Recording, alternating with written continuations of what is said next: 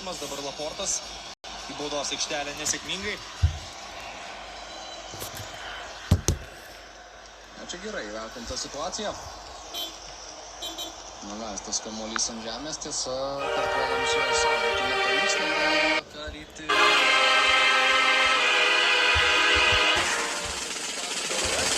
Tada galbūt prisitaikyti, aišku,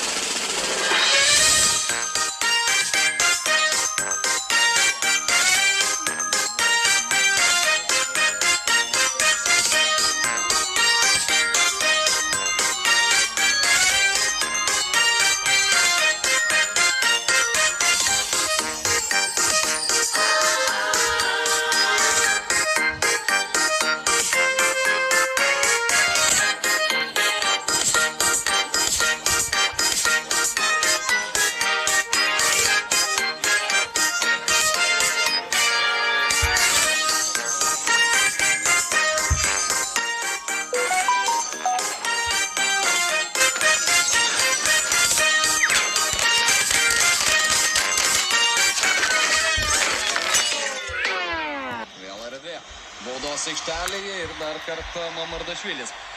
Gelbsti Sakartvelą, šį kartą nuo Fabiano Ruizo smūgio į vartų plotą. Čia jau savo stipriąją koją prisitaikė Fabianas